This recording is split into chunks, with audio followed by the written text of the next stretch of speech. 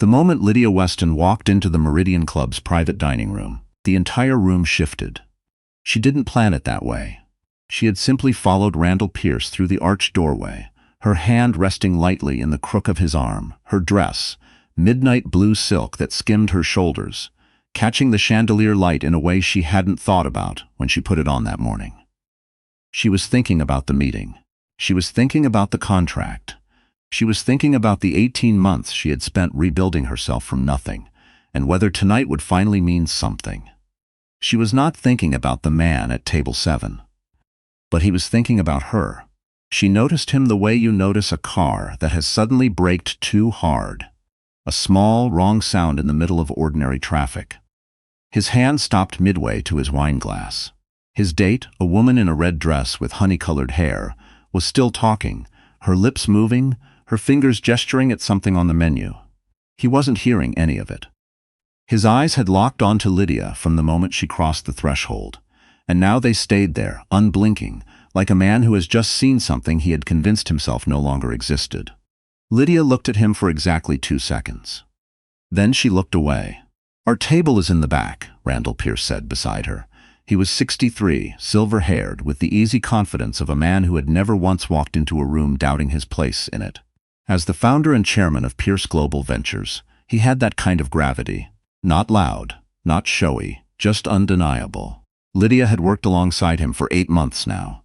She still wasn't entirely used to how a room rearranged itself around him. Around them now, she supposed. The maid led them past table after table. They passed table 7. Lydia did not turn her head, but she heard it, the sharp involuntary scrape of a chair, and then nothing. Silence where there had been sound. She kept walking.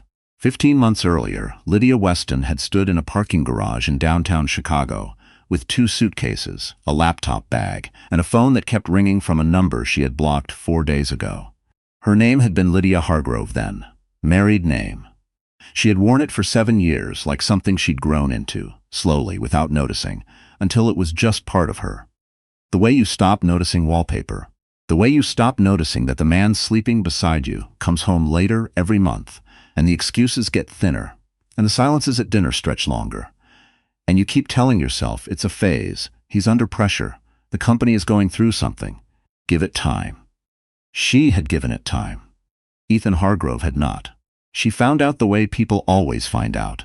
Not through a confession, not through confrontation, but through a Sunday morning when he'd left his phone on the kitchen counter, and it lit up with a message that said last night was everything, and a name she recognized immediately. Cassandra Vane. Cassandra was 31 to Lydia's 38. She was the marketing director Ethan had hired 8 months ago for Hargrove Acquisitions. The company Lydia had spent 5 years helping him build from a 2-person operation into a mid-sized firm with 14 employees, and a client list that read like a who's who of Chicago real estate. Lydia had done the books when they couldn't afford an accountant. She had taken calls at 2 in the morning from anxious clients. She had sat across from investors and explained Ethan's vision with more conviction than he could sometimes muster himself, because she believed in it. She had believed in him. She stood in that kitchen for a long time, staring at the message. Then she put the phone face down on the counter, exactly where she'd found it, walked upstairs, and started packing. She didn't cry until she was in the parking garage, and even then it was brief. 3 minutes, maybe 4, of sitting on top of a suitcase with her face in her hands. Then she wiped her eyes, called her sister in Cincinnati, and said, "I need somewhere to stay for a few weeks." Her sister said, "Get in the car, don't look back." Lydia got in the car. She looked back once, at the entrance to the building she had called home for 6 years. The lights were on in the bedroom. She watched them for a moment. Then she drove. The divorce took 11 months. Ethan's attorney was aggressive in the way that suggested someone had been coached to be aggressive, stalling, questioning, reframing. They argued that Lydia had no significant financial claim to Hargrove Acquisitions because she had never held a formal title, no salary, no equity agreement, just a wife who had helped out informally, the way wives sometimes do. The first time Lydia heard that framing, she sat very still in her attorney's office and felt something cold move through her. Informal. 7 years of her life, and they were calling it informal. Her attorney, a woman named Patricia Cross, who wore her gray hair in a low bun and had the eyes of someone who had heard every variation of this story, leaned forward and said, "Tell me everything. Every email, every meeting, every client call you took." Lydia told her everything. She had kept records, not because she'd anticipated needing them. She hadn't, not really, not in the way you plan for a hurricane in a city that's never had one. She had kept records because she was methodical by nature, because she liked order, because she had a folder on her laptop labeled Company Files, General, that went back 5 years and contained contracts, correspondence, meeting notes, and financial summaries that she had drafted herself. Patricia Cross reviewed those files for 3 days. Then she called Lydia and said, "He's going to wish he'd settled in the first month." She was right. The settlement, finalized 9 months after Lydia filed, included a significant financial stake. Not everything she deserved, but enough. Enough to start over. Enough that when she walked out of the mediator's office on a Tuesday afternoon in October, she didn't feel like a woman who had been discarded.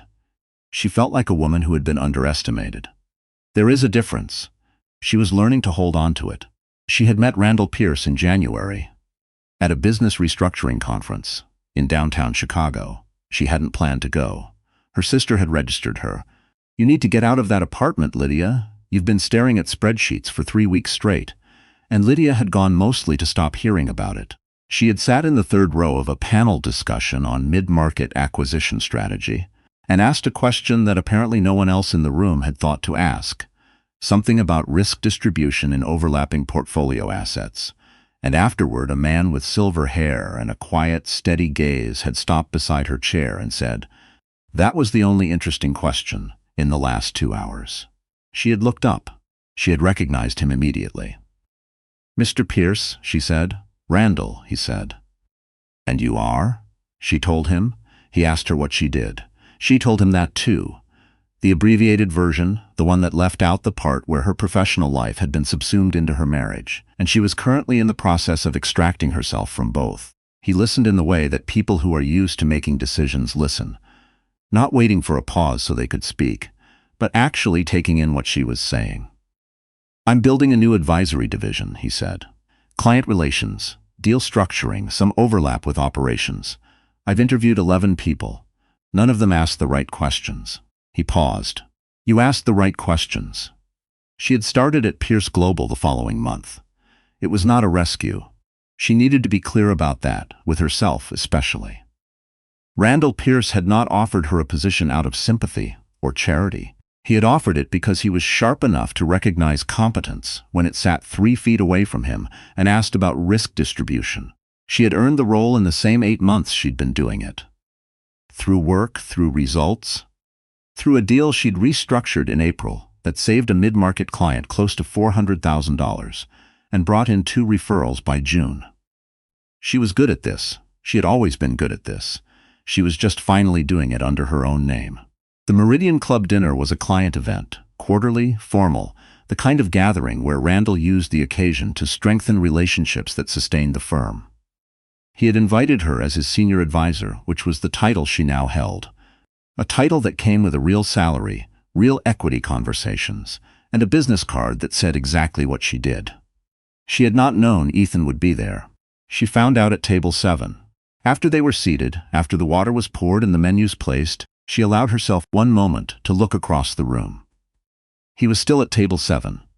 Cassandra Vane was still beside him, her red dress catching light, her laugh just audible at this distance.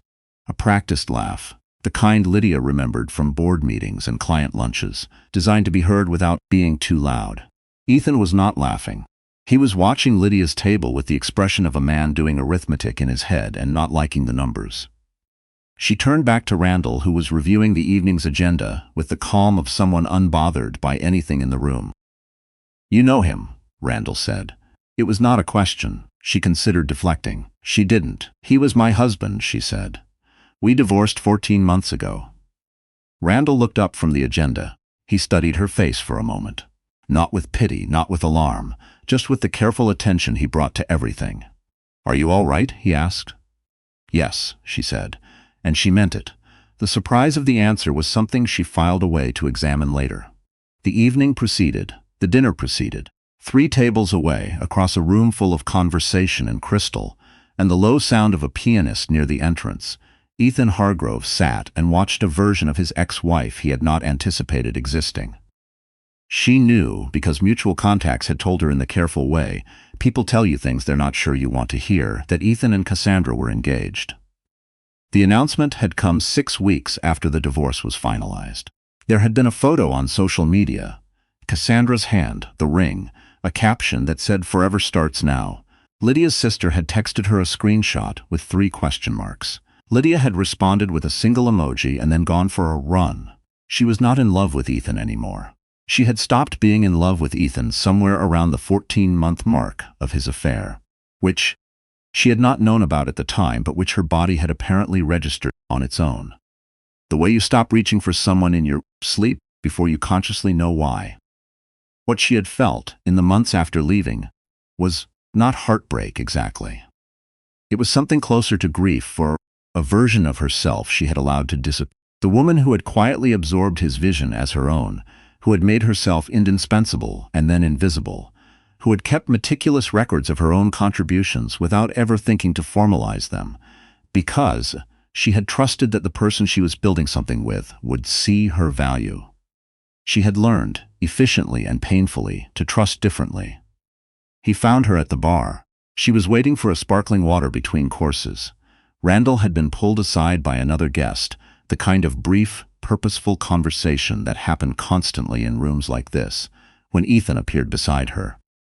He looked the same. That was always the disorienting thing.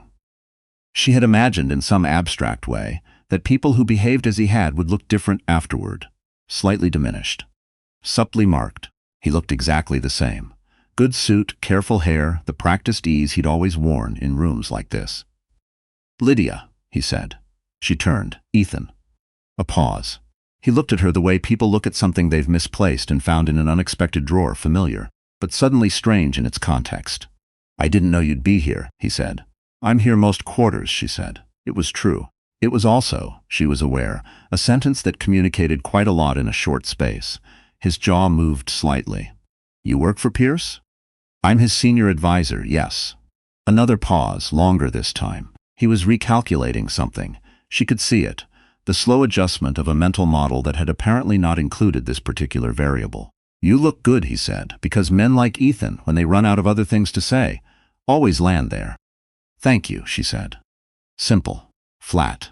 Not cold, not warm. The tone of someone who has truly stopped caring what impression they make on this particular person. "I heard the settlement was," he started. "Ethan." She picked up her sparkling water. "We don't need to do this." He stopped. Something moved across his face. Not quite guilt, not quite shame, but something adjacent to both that hadn't been there 7 minutes ago. "I want you to know," he said, lower now, "that I regret how things ended." She looked at him. She thought about the parking garage. She thought about Patricia Cross and 11 months of paperwork and her sister's guest room and the conference in January and the question she had asked about risk distribution and the business card in her purse right now with her name on it, her own name. The one she'd taken back the moment the divorce was final. "I know you do," she said. She walked back to her table. The conversation with Cassandra happened 20 minutes later and was not something Lydia sought.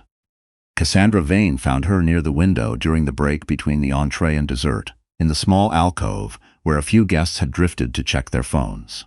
Lydia had stepped away to return a message from a client. She was still on the Drescher deal, which had moved unexpectedly fast this week, and she was typing when she heard heels on marble and looked up. Cassandra was smaller than Lydia remembered, or maybe it was just the absence of the conference room's fluorescent lighting. She was striking in the way that photographs well and commands attention in a crowd, with the kind of self-possession that young women sometimes have when they have moved through the world being noticed, and have confused being noticed with being powerful. "I thought we should talk," Cassandra said. Lydia finished her sentence to the client, the message, and put her phone in her clutch. "About what?" "About the fact that you're here." A brief pause. "With Randall Pierce." "I work for Randall Pierce," Lydia said. "I know that." Something sharpened in Cassandra's expression. "I just didn't think you'd." She stopped. Restarted. "Ethan is upset." Lydia considered that sentence for a moment. She thought about what it said, not what it was supposed to say, not the subtext Cassandra might have intended, but the sentence itself. Ethan is upset. As though this were relevant. As though Ethan's emotional state in response to her success was information Lydia needed to act on or account for. That's not something I have any control over, Lydia said. Cassandra's eyes narrowed slightly. He thinks you're here to make a point. I'm here because it's my job. Lydia tilted her head just slightly. Cassandra, I want to be very direct with you, because I think directness is kinder than the alternative. I don't think about you. I don't think about Ethan. I have a career that I'm focused on, and a life that I'm building, and neither of you are part of it. Whatever he's feeling tonight, that's between the two of you. Cassandra's mouth opened slightly. I hope you enjoy the rest of the evening, Lydia said, and walked back toward the dining room. She told Randall, because he asked. Not immediately. They got through dessert, through the networking hour, through the brief debrief in the town car afterward, before he said, simply, tell me what happened with Hargrove. She told him the condensed version, the marriage, the affair, the company she had helped build, the settlement, the records she had kept, Patricia Cross, the business card with her own name. Randall listened without interrupting. When she finished, he was quiet for a moment. The company doing well? He asked. Hargrove Acquisitions? Moderately, she said. They lost 2 major clients last spring. I've heard the new marketing strategy hasn't translated. Randall made a sound that was not quite a laugh. Funny how that works. Hilarious, Lydia said dryly. And he did laugh then briefly. And it occurred to her that she had laughed more in the 8 months at Pierce Global than in the final 2 years of her marriage. Lydia, Randall said, the car slowed for a light, what you built for that company, what you brought to it. I want you to know that I see it. I've seen it since January. That's not a small thing to say. She looked at the city moving past the window. The lights of downtown, amber and white, the wet reflection of them on the pavement. I know, she said. Thank you. I'm not saying it to be kind, he said. I'm saying it because I want you to understand what you're actually worth in a room, not as someone's wife, not as a settlement, as a professional, as the person who saved the Drescher deal in 3 days when my last 2 advisors couldn't close it in 3 months. She was quiet for a moment. I understood that, she finally said, about 6 months into working for you. Good, he said. Hold on to it. The news came 3 weeks later. Lydia heard it from 2 sources simultaneously. Her sister, who had seen it in a business column, and Patricia Cross, who called because she thought Lydia should know before she saw it elsewhere. Hargrove Acquisitions had been named in a financial misconduct complaint filed with the Illinois Department of Financial and Professional Regulation. The details were still emerging, but the core of it involved improperly redirected client funds. Money that had been allocated to specific investment vehicles and had instead been moved, in a way that benefited the firm's short-term liquidity during a period of internal cash flow problems. The period in question was 14 months ago. 14 months ago, Lydia had still been in the marriage. She had still been doing the books. She sat with that information for a full hour before calling Patricia. My records, she said. Your records, Patricia confirmed, clearly show the irregularities beginning after your departure. The timestamps are unambiguous. They're going to look at me anyway, Lydia said. They're going to look at you, Patricia agreed. And then they're going to see documentation that demonstrates exactly when you left, what you had access to, and what you flagged in the internal memos before you left, which, as I recall, included 2 instances where you noted cash allocation discrepancies and raised them with Ethan directly. Lydia had. She remembered doing it. She had raised it in an email. She could picture the subject line, Q3 allocation review, discrepancy note. And Ethan had told her it was a timing issue, that it would be resolved in the next quarter. She had saved the email. Of course she had saved it. They'll clear me quickly, Lydia said. Quickly, Patricia said. Yes, they did. The inquiry took 10 days and concluded with a formal statement that Lydia Weston, she was Weston again by then, in every document, in every record, had no involvement or culpability in the matter. The investigators cited her departure timeline and the meticulous financial records she had maintained. Ethan Hargrove was not cleared. The firm entered a formal review process. Two of the remaining major clients suspended their contracts pending resolution.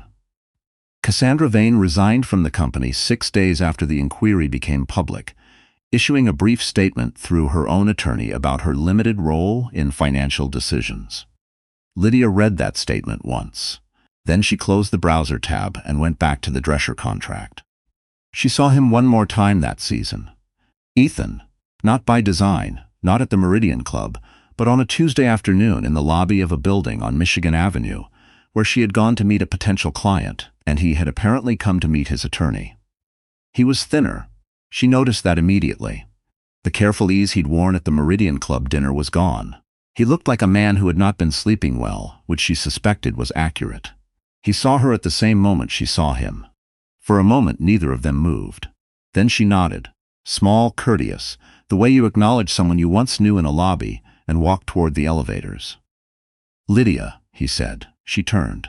He looked at her for a long moment. His attorney, a man she didn't recognize, had stopped a few feet back and was studying his phone with exaggerated attention.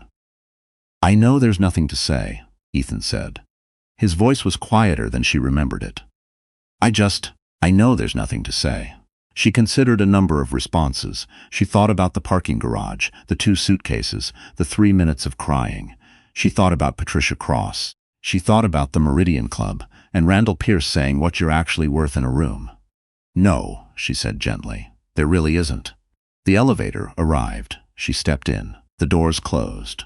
She rode up to the 14th floor and walked into the meeting room where a potential client was waiting, and she sat down, and she introduced herself, and she began to talk about what she could offer them, what she brought to the table, what she had learned to build, carefully, clearly, in her own words, under her own name.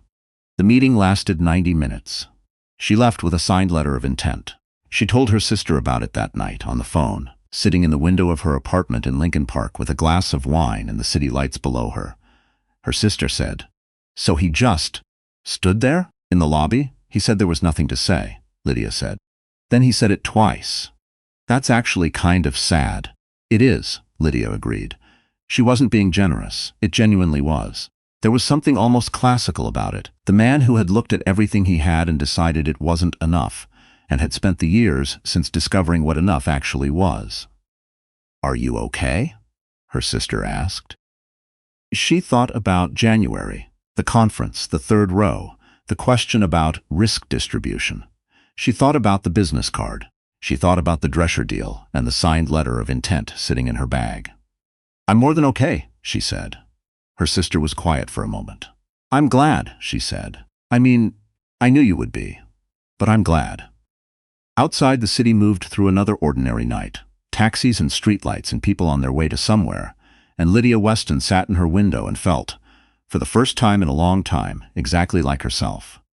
She had stopped waiting for someone to see her clearly. She had started seeing herself that way instead. That, in the end, was the only thing that had ever needed to change.